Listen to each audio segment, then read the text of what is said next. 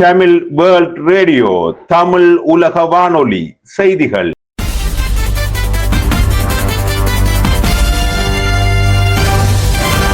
தலைப்புச் செய்திகள். தமிழக வானொலியின் மதிய நேர பிரதான செய்திகளோடு நான் டி.கே.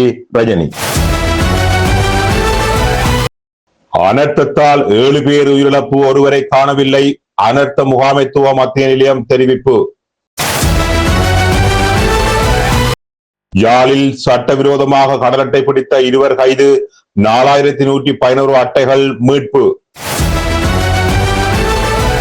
ஈரான் இரட்டை வேடம் போடுகிறது, அமெரிக்க ஜனாதிபதி குற்றச்சாட்டு. இறுதி டெஸ்ட் தொடரில் 78 ஓட்டங்கள் முன்னிலையில் மேற்கிந்திய தீவுகள் அணி.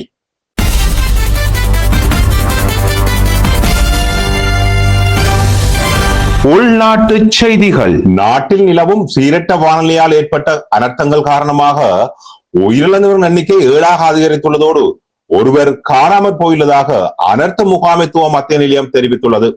அதன்படி கட்டன் பொல்பிட்டிய மொரகேகம பகுதியில் வீடொன்றின் மீது மண் சரிவு ஏற்பட்டதில் அங்கிருந்த 47, 83 மற்றும் 58 வயதுடைய 3 பெண்களும் 22 வயதுடைய இளைஞர் ஒருவரும் உயிரிழந்துள்ளார்.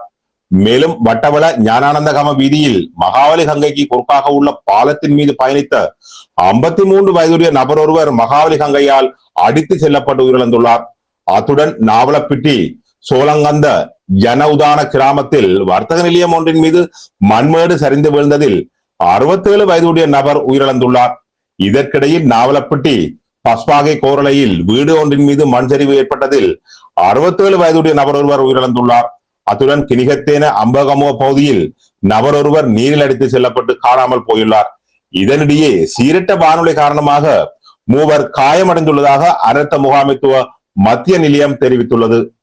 யாழ்ப்பாணம் கொழும்புத்துறை கடற்பரப்பில் சட்டவிரோதமாக கடல் அட்டை பிடித்த 2 கை செய்யப்பட்டுள்ளதோடு அவர்களிடம் இருந்த 4111 கடல் அட்டைகளும் கைப்பற்றப்பட்டுள்ளன. இந்த சம்பவம் நேற்று மாலை 6:40 மணியளவில் இடம்பெற்றுள்ளது. கடற்படையினர் மற்றும் போலீஸ் குற்றத்தடுப்பு பிரிவு கிடைத்த இரகசிய தகவலை அடுத்து இந்த கைது நடவடிக்கை இடம்பெற்றுள்ளது.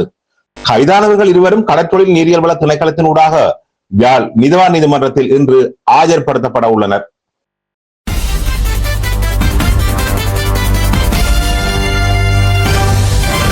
வெளிநாட்டு செய்திகள். ஈரானுடனான பேச்சுவார்த்தைகள் மீண்டும் தொடங்கியுள்ளதாக அமெரிக்க ஜனாதிபதி டொனால்ட் ட்ரம்ப் அறிவித்துள்ளதை தொடர்ந்து ஈரான் சர்ச்சைக்குரிய அறிக்கை ஒன்றை வெளியிட்டுள்ளது. அமெரிக்காவுடன் பேச்சுவார்த்தையில் ஈடுபடவில்லை என்றும் மாறாக ஓமானுடன் தான் பேச்சுவார்த்தையில் ஈடுபட்டுள்ளதாகவும் ஈரான் கூறியுள்ளது. மேலும் வர்த்தக கப்பல் போக்குவரத்தை மீண்டும் தொடங்க அனுமதிக்கும் வகையில் ஹோர்முஸ் நீரிணை வழியாக தற்காலிக பாதை ஒன்றை அமைப்பது குறித்து உடன்பாட்டிற்கு வருவதற்காகவே ஓமானுடன் பேச்சுவார்த்தை நடத்தி வருவதாக ஈரான் தெரிவித்துள்ளது. ஈரானின் இந்த அறிக்கைக்கு பதிலளிக்கும் விதமாக அமெரிக்க ஜனாதிபதி டொனால்ட் ட்ரம்ப் தனது எக்ஸ் சமூக தளத்தில் பதிவொன்றை வெளியிட்டுள்ளார். அதில் ஈரானிய தலைமை ஏற்றுக்கொள்ள முடியாத அளவிற்கு இரட்டை வேடம் போடுவதாக அவர் குறிப்பிட்டுள்ளார்.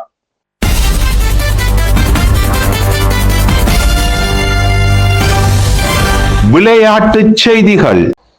மேற்கிந்திய தீவுகள் மற்றும் பாகிஸ்தானிகளுக்கு இடையிலான 2வது உறுதிமான டெஸ்ட் போட்டி தற்போது நடைபெற்று வருகிறது. இந்த போட்டி மேற்கிந்திய தீவுகளில் இடம்பெற்று வருகிறது. இந்த போட்டியில் நாணய சுழற்சியில் வெற்றி பெற்ற பாகிஸ்தான் அணி முதலில் களத்தடுப்பை தேர்வு செய்தது.